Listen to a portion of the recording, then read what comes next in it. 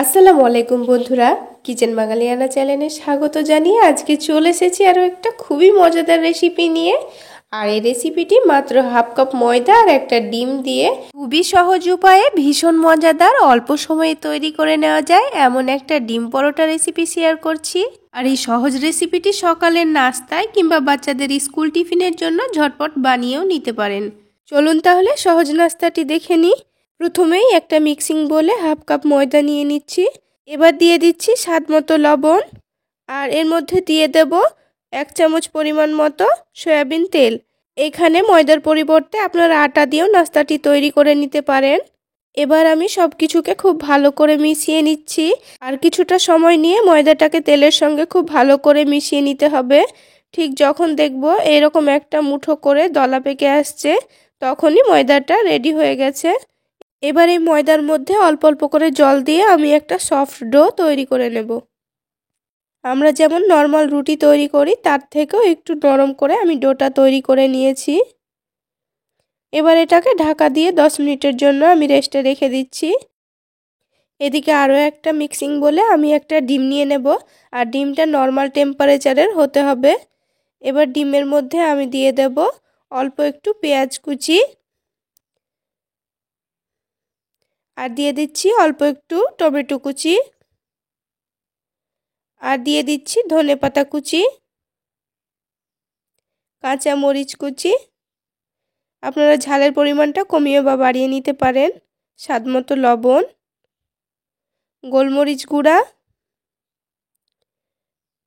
আর দিয়ে দিচ্ছি চাট মশলা। এবার এই সমস্ত উপকরণগুলোকে আমি খুব ভালো করে মিশিয়ে নেব। দেখতেই পাচ্ছেন ডিমটাকে আমি খুব ভালো করে ফেটিয়ে নিয়েছি। এবার এই ডিমটাকে আমি কুচি করে ভেজে নেব, সেই জন্য একটা চুলায় প্যান বসিয়ে দিয়েছি। আর এই প্যানের মধ্যে দিয়ে দিলাম 2 চামচ রান্নার রেগুলার তেল। এবার তেলটাকে হালকা গরম করে নিয়ে আমি ডিমটাকে দিয়ে দেব। গ্যাসের ফ্লেমটা মিডিয়ামে রেখে ডিমটা ভেজে নেব। ডিমটা এক পাশ ঠিকঠাক একটু হয়ে গেলে ডিমটাকে আমি কুচি করে নেব। আর গ্যাসের ফ্লেমটা অবশ্যই মিডিয়াম টু লোয়ে রেখে ডিমটাকে কুচি করে নিতে হবে, তা না হলে তলা থেকে লেগে পুড়ে যেতে পারে। আমি এখানে 3 থেকে 4 মিনিট মতো খুব ভালো করে ডিমটাকে ভেজে নিয়েছি। এবার এটা আমার তৈরি হয়ে গেছে, দেখতেই পাচ্ছেন।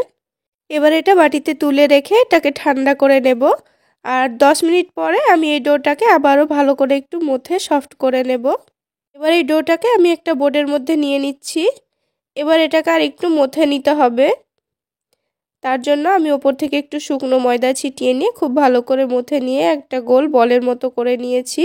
এবার এই ডোটার ওপর থেকে শুকনো ময়দা ছিটিয়ে দিয়ে একটা মিডিয়াম সাইজের রুটি বেলে নেব। যেহেতু আমি এখানে একটা পরোটা তৈরি করব, তাই হাফ কাপ ময়দার জন্য আমি এখানে একটা ডিম কুচি করে ভেজে নিয়েছি।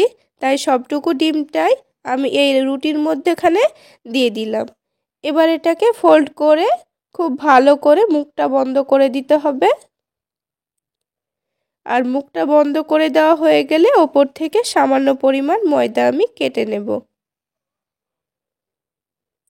এবার এটাকে হাত দিয়ে চেপে চেপে ডিমটাকে আমি রুটির চারিদিকে ছড়িয়ে নিচ্ছি। আর খুব ভালো করে ছড়িয়ে নেওয়া হয়ে গেলে ওপর থেকে শুকনো ময়দা ছিটিয়ে দিয়ে আলতো হাতে রুটিটাকে বেলে আমি একটা মিডিয়াম সাইজের রুটি তৈরি করে নেব। আপনারা চাইলে সাইড থেকে হাত দিয়েও একটু চেপে চেপে রুটিটাকে একটু বড় করে নিতে পারেন। এবার রুটিটা তৈরি হয়ে গেলে আমি প্যানটাকে গরম করে রুটিটা প্যানের মধ্যে দিয়ে দেব। এবার গ্যাসের ফ্লেমটা মিডিয়ামে রেখে তেল ছাড়া রুটিটাকে 2-3 বার উল্টে পাল্টে ভেজে নেব। এবার এই রুটিটার এক পাশ ভাজা হয়ে গেছে, এবার আমি এটাকে উল্টে দিচ্ছি। আবারও রুটিটার আর এক পাশ ভাজা হয়ে গেছে এবং দেখতে পাচ্ছেন কত সুন্দর কালার চলে এসেছে। এরকমভাবে রুটিটার দুই পাশে যখন কালার চলে আসবে, ভাজা হয়ে যাবে, তখন এর মধ্যে আমি তেল দিয়ে পরোটাটাকে ভেজে নেব। আর দেখতেই পাচ্ছেন তেল দেওয়ার পর কত সুন্দর পরোটাটা ফুলে উঠেছে। আর তেল দেওয়ার পরও কিন্তু গ্যাসের ফ্লেমটা একেবারে লোয়ে রেখে এই পরোটাটাকে 2-3 বার উল্টে পাল্টে গোল্ডেন ব্রাউন করে ভেজে নেব। বন্ধুরা, আজকের এই ডিম পরোটা রেসিপি আপনাদের কেমন লাগলো অবশ্যই কমেন্ট সেকশনে জানাতে ভুলবেন না। আর ভালো লাগলে একটা লাইক শেয়ার করে দেবেন। আর এইরকমই সহজ ও মজাদার রেসিপি দেখার জন্য আমার চ্যানেলটিকে প্লিজ সাবস্ক্রাইব করে রাখবেন। তো বন্ধুরা, পরোটাটা আমার তৈরি হয়ে গেছে। এবার আমি আপনাদের গরম গরম এটাকে পরিবেশন করে দেখিয়ে দিচ্ছি। আর এই খুব সহজভাবে তৈরি করে নেওয়া নাস্তাটি আপনারা সকালে বা বিকেলের নাস্তায় কিংবা বাচ্চাদের স্কুল টিফিনেও বানিয়ে দিতে পারেন। দেখবেন সবাই খুবই পছন্দ করছে। তো বন্ধুরা, এতক্ষণ আমার সঙ্গে থাকার জন্য আপনাদের সকলকে জানাচ্ছি অসংখ্য ধন্যবাদ। সকলে অনেক বেশি ভালো থাকবেন, সুস্থ থাকবেন।